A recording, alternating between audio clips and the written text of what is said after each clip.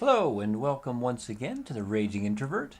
Today we're going to take a look at this little article here about the recent elections in Italy. The headline, Massive Blow to Italy, which, okay, that must be pretty important. I know it's about the election, which you can kind of get down here. As dust settles on Italy's national election, there are clear winners and losers, but no clear outcome. But when you see massive blow to Italy, you're thinking like some kind of catastrophe. Their economic system has collapsed. Maybe there's been some environmental, like a volcano or a flood. When you actually go to the article, Italy strikes massive blow to status quo with election result. So actually, Italy is striking the blow. It's not receiving the blow. In this headline, in the actual article, and let's be honest here. When it says massive blow to Italy, people in the establishment, people who are part of the status quo in Italy, probably feels like it is Italy receiving the blow. But that's not the case. The status quo, the establishment of the country, if they suffer a blow, that's not necessarily a bad thing for the country. They're not the same. And if we scroll down here, it says the same thing as in that sub-headline on the main page there. As the dust settles, there are clear winners and losers, but no clear outcome after divisive campaign, anti-immigrant rhetoric, and promises that will be hard to keep. Now, this first part talks about the main winner was this five-star movement, which is an anti-establishment, Eurosceptic. I wouldn't say right-wing or left-wing. Their points are kind of all over the place. But the important thing is Eurosceptic and anti-establishment, a populist movement, kind of I don't want to say Trump necessarily, because again, they're not ideologically to the right or left. They're populist and have their own agenda. They come in first. Second place, League Ascendant, a kind of right-wing anti-immigrant group. Okay. Third place is the actual I don't remember where it was here, the center-right, original center-right party, kind of got third place. They talk about them here. So, between a anti-establishment, which in Italy the establishment is pretty liberal, pretty left-wing, anti-establishment populist party, a right-wing party, and then the traditional kind of establishment right-wing, you've got the main group. You've got the big vote winners. And then, if we scroll down a little bit further, the center-left party is the undisputed loser. It says that even with their whole coalition is only anticipating around 23% of the votes, which is not good for them. So there is a clear winner and loser, like the subheadline said. But if you scroll down a little bit more to the bottom, they have a quote here. It says, quote, "Will Italian President Sergio Mattarella give responsibility to form a government to Mr. Salvini or Mr. Di Maio? In any case, it will be very tough to avoid a populist, more or less Eurosceptic, and more or less anti-migrant leader." End quote.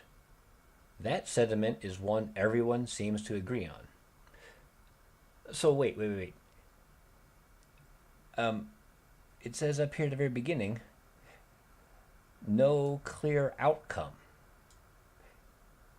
And after all this, the very bottom line, which in the military we like to say bottom line up front, this should be at the top, there is an outcome that everyone seems to agree on.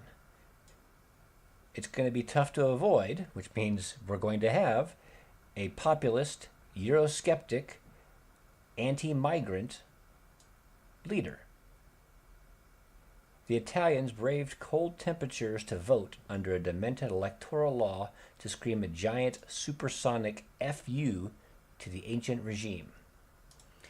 Which, again, sounds kind of like the election in the U.S. in 2016. people fed up with the establishment not meeting their needs, not listening to them, not responding, and forced them to do things they didn't want to do, and voting, whether it's this anti-establishment party, whether it's the right-wing parties that are not part of the previous leadership, the left wing, whatever it is, they're voting against the status quo. And it's clear what the outcome is going to be. So this is once again CNN, the mainstream media, trying to manipulate and change and make things look negative for what's happened, when realistically, whether or not this is negative or not, there is a clear outcome. There are clear winners and losers, like they say, but we know it's going to happen. And whether or not these promises will be hard to keep, most political people make promises that are hard to keep.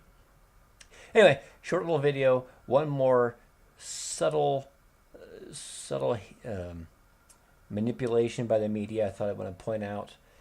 And it always pisses me off when there is they know. They say in their article what the clear outcome is, but they try to pretend otherwise anyway. Unbelievable. Now, just as I was about to publish, put this on YouTube, I went back to CNN because I wanted to get the links so I could put them in the description. And as I pulled up the CNN page, you'll see over on the left here, here's the original picture. And if we scroll up, now it says, massive blow to Italy's status quo. Even before I was able to upload my video, somebody called about and said, whoa, that's a little misleading. We need to change it. And they did. So that's a good sign. Now, this picture, I don't remember if that was originally on it. It's in the article, certainly.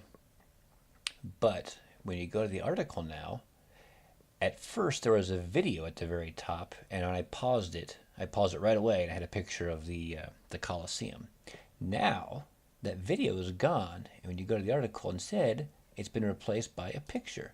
This picture.